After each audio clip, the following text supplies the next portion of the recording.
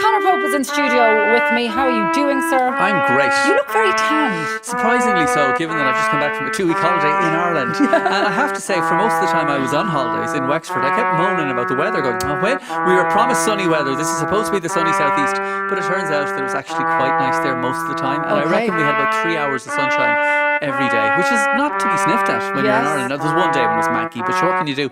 And I have to say, it was my first time. Well, I was in Kinsale earlier in the summer. I was there for a week, and I went to stayed in an Airbnb, and then I stayed in the Blue Haven Hotel. And then this was 2 weeks in a kind of a holiday home complex that we kind of booked as soon as the roadmap out of lockdown was announced. So we booked this place for 2 weeks.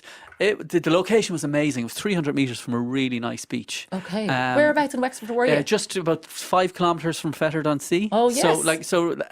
It was brilliant. I mean, one of the things, because I had done all these things, so I bought the wetsuits. Now I went into what's it called, Decathlon, on the day before I went on holidays. Now I'm super disorganised, and I should have done this weeks earlier. So myself and my wife went into Decathlon to buy adult wetsuits. The kids had them. Wasn't one to be found. And I was like, well, that's the holiday ruined. We're not going anywhere because I'm not getting in the sea without wetsuits. And then we found two. I ended up paying €170 each for the wetsuits. Stop it. I reckon we used them 10 times over the course of the holiday, which means they cost about €34. I knew you were going to do that. You were going to get the per wear cost out. And then then I realised that Aldi was selling the wetsuits yesterday, the day we came home from holidays. So I went into Aldi at 9:30 yesterday morning to buy more wetsuits.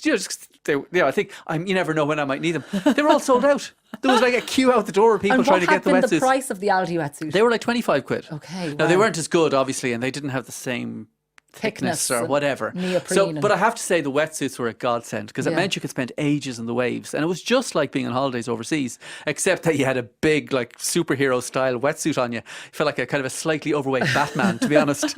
But it was good crack. But Fettard-on-Sea, I had not been there before, and we went the show last night. We had the Wexford story on, and because we would have always holidayed in North Wexford. Yeah. And again, it's beautiful down there. Gorgeous. Fettard-on-Sea is stunning, and all the little coves and the lovely beaches and the waves.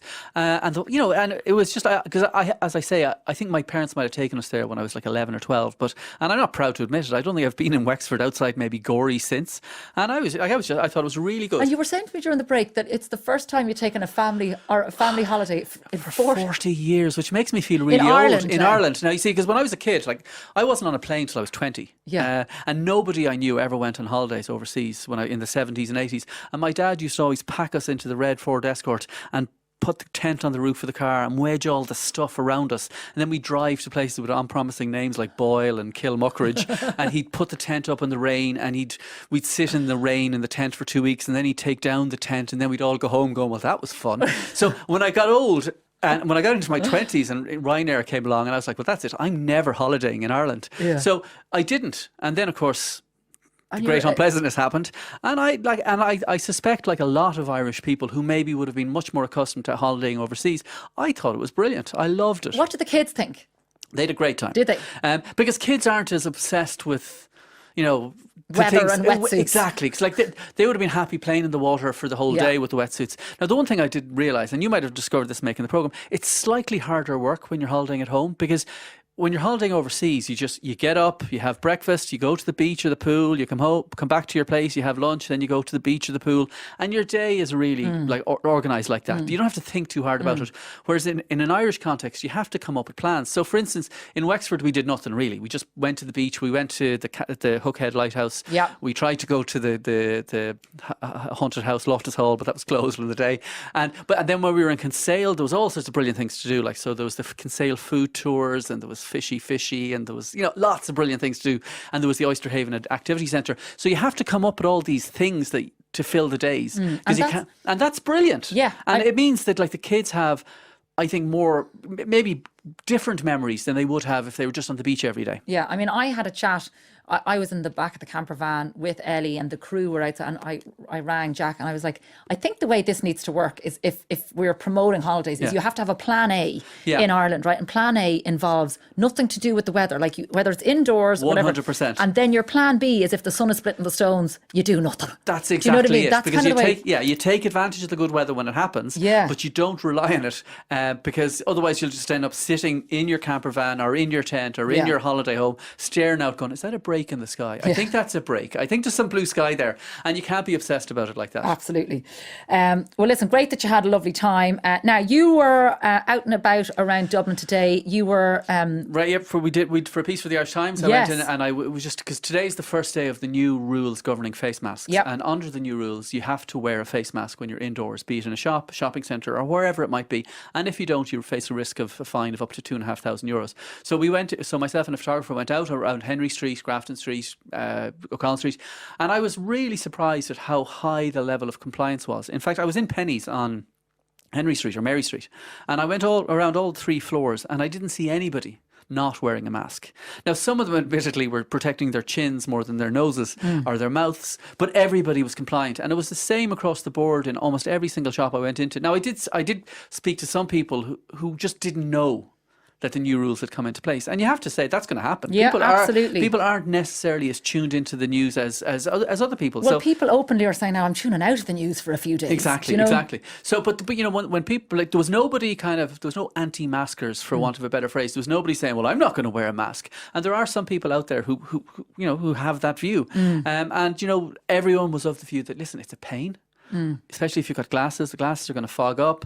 It's, you know, it's not something that anybody enjoys wearing, but they kind of recognise if we can do this relatively small thing for the next couple of weeks, couple of months, well, maybe we'll get through it all, and that, you know, we will manage to overcome the virus, and then we'll be able to just live our lives as normal next year or whenever it might be. So I think people were willing to make the small sacrifice, and really compared to the sacrifices that are being made by people in Laois, Offaly, Kildare right now, and compared to the sacrifices that the entire country have to make in April and May, wearing a mask going into a shop is really no big deal. But I was listening to Liveline even before we came on, and there was a woman, I think she said she was in Kildare, and she was standing outside the vets, and there were people not wearing masks, and people standing in a small cluster, obviously.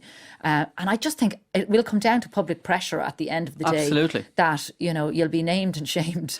If not named and shamed, no, I know what you mean. But if it becomes the norm that 99.999% of people are doing it, and whether you're outside, and her point was, somebody said back to her, well, we're outside, we're not inside, but you're still standing outside a public place in a group of 10 people or whatever. Yeah, and it's like, it's not a big ask. Now, there are people, and I spoke to some of those people who, for medical reasons, just can't wear the masks.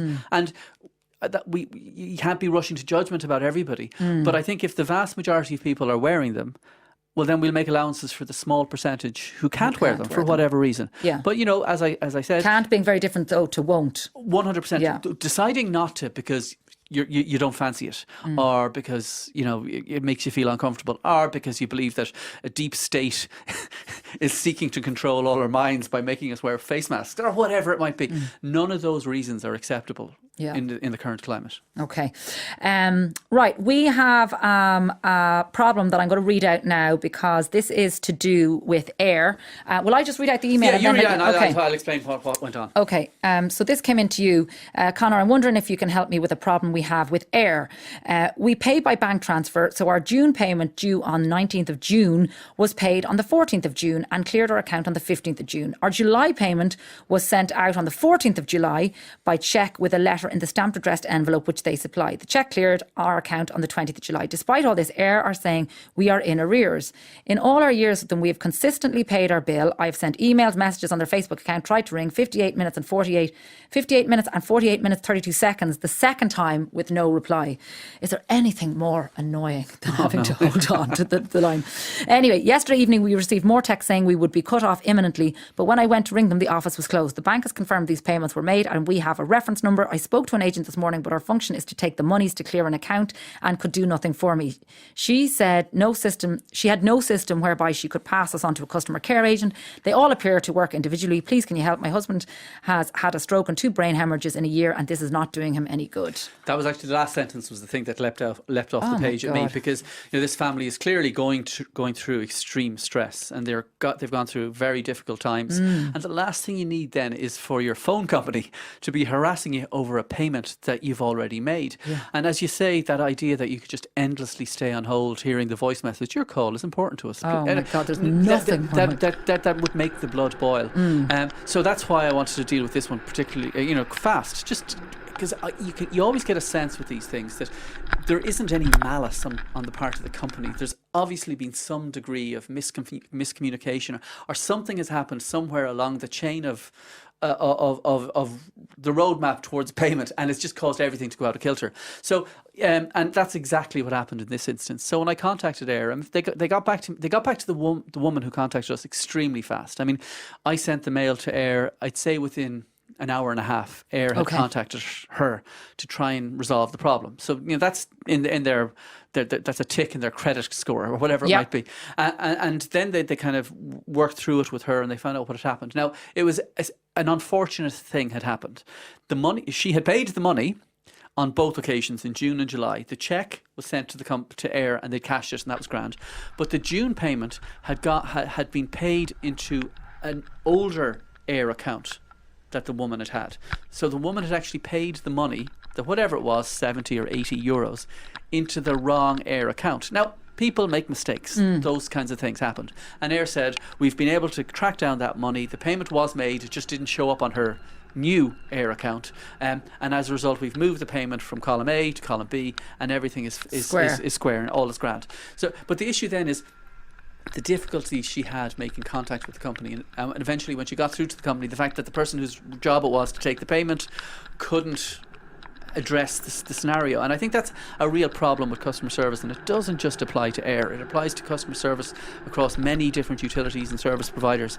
And Air did say in response, they said, like all companies, and you have to allow them a bit of slack in this respect, and like we featured Air many times in the past, they're going through particular difficulties and peculiar difficulties based around the fact that the COVID-19 pandemic has seen the operations across almost every company struggle to operate, to the way that they might otherwise have liked. But they've said that they have, they're recruiting more staff, they're training more staff, and they accepted that while the delays were totally unacceptable, they're hoping that those kinds of problems will be less common or less prominent amongst their customers in the future. Going forward, so the problem has been fixed. They've acknowledged that there was a problem with the waiting times, and hopefully other people may not have to go through the same kinds of incredibly torturous, incredibly stressful experiences in the days and weeks ahead. And I think that's what you've kind of hit the nail on the head when you've said, because there's a lot of customer service. The roadmap for customer service can be difficult and nightmarish. And I think then when you think of the people then they're working remotely, the communication channels tend to be worsened again, and they weren't great in the first place. Even when you had everybody sitting around in a big office in cubicles, coughing and wheezing on each other like we used to do in the good old days, like you don't have that anymore. So that makes the challenge doubly difficult for a company like Air. So acknowledge that it's hard for them. It was always also hard for the listener, but the problem has been resolved. All right, Conor Pope, thanks a million. Lovely to see you again, looking fresh and tanned from your holiday. Thanks a lot. The Ray Darcy Show on RTE Radio 1.